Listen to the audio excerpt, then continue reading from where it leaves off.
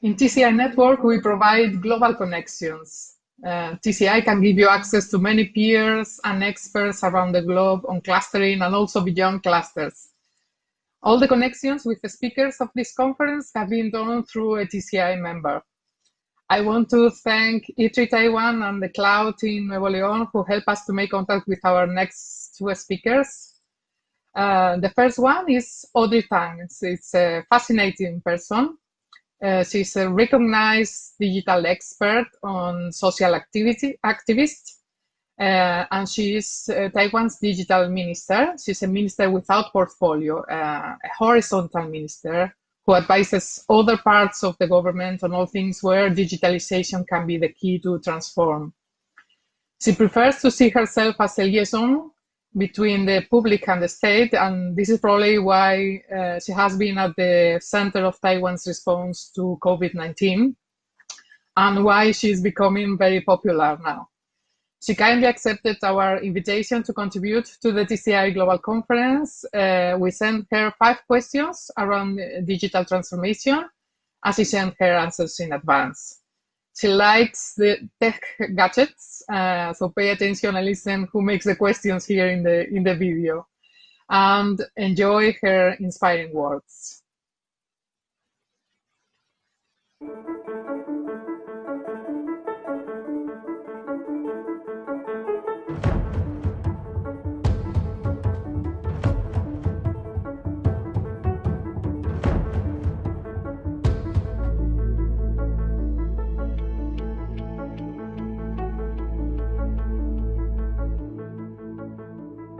How do you challenge business to digitally transform? How do you manage to engage with those companies and sectors more reluctant to change? It helps to think of digital transformation not as a one-shot deal, but as a continuous process that begins with the stakes of the stakeholders. The first step is often just digitization, to make sure that what people kept doing through manual work, through repetitive tasks and so on, can be automated. You don't have to go through the distributed ledger technologies, the deep learning technologies and so on, to very simply analyze what's the trends of the previous calculations done by hand, previous form filing done by hand and so on, and digitally automate them. In our annual presidential hackathon, sometimes the largest win comes from those places where the assistance technologies is very easy to explain. For example, the Taiwan Water Company enrolled in the presidential hackathon with a very clearly defined KPI, which is to reduce the time it takes to detect a water leakage from when the leakage happens. On average, in the Keelung region, it used to take 2 months to detect such a leak for people listening, like with stethoscopes, like instruments of those pipes that are not leaking.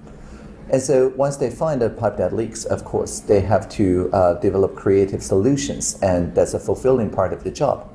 But a part of the job that involves listening to hundreds of pipes that are not leaking, that is not only unsatisfactory, but also makes recruitment of younger talents harder. And so because of that, they work with the digital transformation experts to just reduce maybe by 10%, 20% the time it takes to predict what's the next likely to happen leaking place. Because they already collect the water pressure, the water flow and so on, other factors through the SCADA system, they were able to very quickly prototype a system where a chatbot just informs the repairs crew where are the most likely places in the next few days. And so they can investigate. And much to their surprise, the accuracy after just 3 months of training went into like 70%. And so each repair person, after waking up, only have to check their phone and see like maybe the top 3 places most likely to contain a water pipe leak, and each with a more than 70% probability. And so if they spent an entire day going to only those 3 places, chances are that one of them are actually leaking. And so the creative part of the job comes into play, and they can teach the younger people how to design for better water flows and pipes that are more resilient against, say, earthquakes and other natural disasters without getting tied up in the time-consuming task of repetitiveness. So just automating away such chores that everybody encounters as part of their work that is very important. And then comes the optimization part of digital transformation. Once people get more comfortable into offloading into automated algorithms, the part doesn't require any human judgment at all. They are more willing then to offer a kind of co-pilot seat to machine intelligence. For example, again, in the presidential hackathon, the judiciary yuan, the courts in Taiwan, developed an AI system that can explain why would be sentenced to a lighter sentence or a heavier sentence doing unsafe driving. That's because driving under influence or DUI is a very well-defined regulatory and also penal code, criminal code definition. And because of that, there's not much judgment that a judge would do when sentencing people for driving under influence. And so they use machine learning to learn all about the DUI factors so that they can, from the description about one DUI incident alone, automatically tell people who are interested in the sentencing why it's sentenced this way. And so they also included a legalese to human language translator to aid people's understanding. And that paves the way of the participatory jury system that Taiwan is introducing, and that optimizes the communication between the various different sectors. And finally comes digital innovation.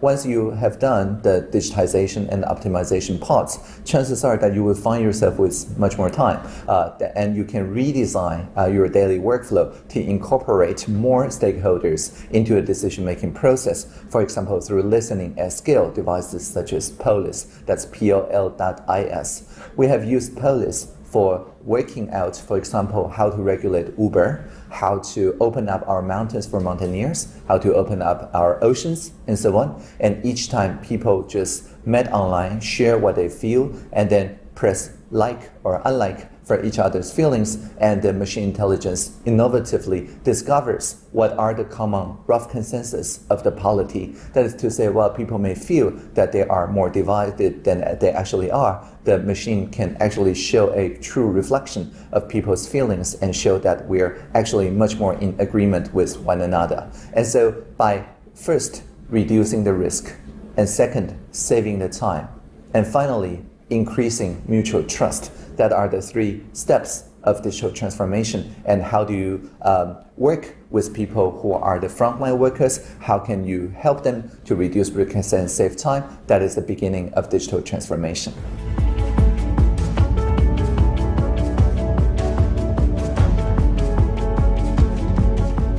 Has COVID-19 accelerated the digital transformation? In what ways? Has this led you to adopt any new plans or strategies in Taiwan to prepare businesses for the new normal? Certainly. Even though in Taiwan we did not have a lockdown for the pandemic, and we did not have a takedown for the infodemic, the idea is that we continue the digital transformation with no top-down, with no shutdown in our society. Still, it led to a radical trust from the government to the citizens. Because really the only way to fight the pandemic with no lockdown is for people to become like amateur epidemiologists, that people are educated in the science of epidemiology and imbued with the citizenry the idea of social innovation. When people think of new ways, for example, using a traditional rice cooker to reuse a mask multiple times, or using a very easy to reach online map to show availability of medical masks. There's countless innovations just waiting for happening in the citizenry only if we trust the citizens enough. So it's like a Pygmalion effect. I'll use one example, and it's not very digital, it's rather analog, but I think this is a really good example. There was a case in the intimate drinking bar and nightclubs where a staff was diagnosed with COVID after initially very reluctant to share the contact tracing history. Now, it may look like a kind of zero-sum trade-off between public health on one side and privacy sensitivity on the other. However, the Central Epidemic Command Center, or the CECC, did not issue any takedown shutdowns of those drinking places. Rather, they simply said, you have to prevent droplet infections. And that a real contact system, if you can contact your customers, there's no real name needed for collection. And so by minimizing the data collection and maximally protecting their privacy, eventually the intimate drinking bars and the nightclubs develop their own real contact system with throwaway email addresses, one-shot prepaid SIM cards, and even a hat that contains plastic shielding to prevent droplet infection and so on. They eventually reopened after the blessing of the municipal government. So when even the intimate bars and nightclubs become part of the epidemiologically informed team, this actually accelerates the digital transformation because the data collection is in the hands of the social sector. Unlike other jurisdictions where the people are made transparent to the state by uploading their own whereabouts and whatever into a state control system, we make sure that we trust the social sector enough so that when people leave their contact number to those places, they trust that after 4 weeks, it will just be shredded, it will be deleted, and no information is collected at the central government level. And so in this way, we make sure that digital serve the norms of the society rather than forcing the social norm to adapt to the digital demands. And that is the true meaning of digital. Whereas ICT, the information communication technology, is more about communication between machines and machines. To me, digital is between people and people. And so after COVID, our plan, our digitization, innovation, governance, and inclusion plan has doubled down on making sure that broadband is a human right. Anywhere in Taiwan, you're guaranteed to have 10 megabits per second, and that people get timely information in a strategy that we call humor over rumor, meaning that people can see a cute spokesdog or a cute premiere in that sense, just sharing the latest scientific facts so that those facts clarifications travels faster than misinformation and other conspiracy theories. And this is a very good communication strategy that is grassroots, that contains social innovation elements. That social innovation element labeled as fast, fair, and fun has really accelerated during the COVID, and we look forward to continue that social innovation plan after the COVID.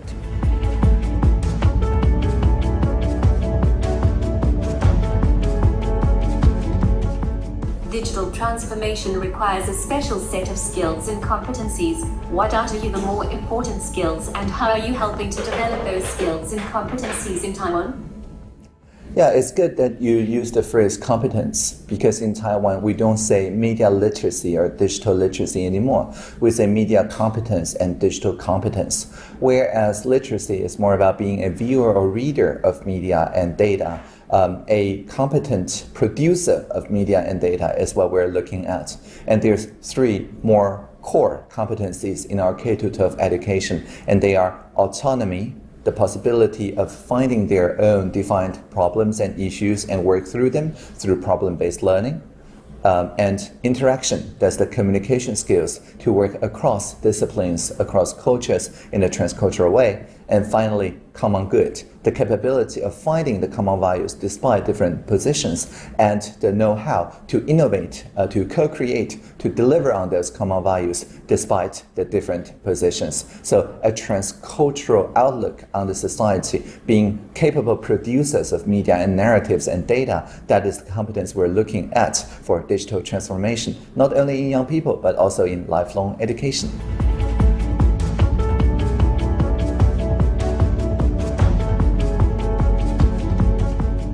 Do you see connections between digital transformation and green sustainable transformation that is also very much needed?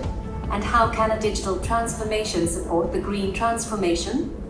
Certainly, the digital transformation can support the sustainability in 2 ways.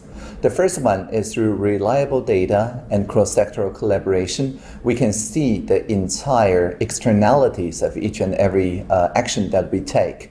That is to say, not only the carbon footprint, but every SDG measured target, not just the GDP, could be accounted for. And through this accountability mechanism, people can make much more informed choices on the holistic scale instead of just by their own viewpoint. That's the first one.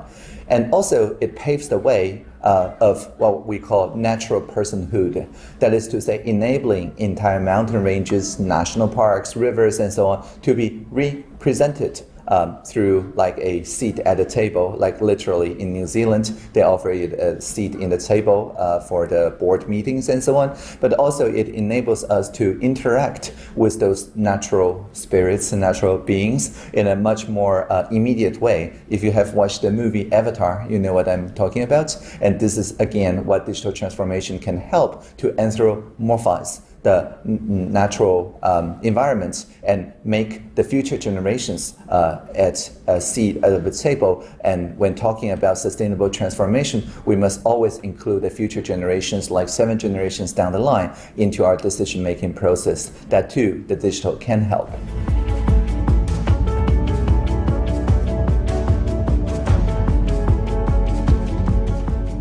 Smart cities, digital platforms, security and protection of data, improving mobility and automation. We could believe that the only challenge to be overcome the digital transformation is the acquisition of technology.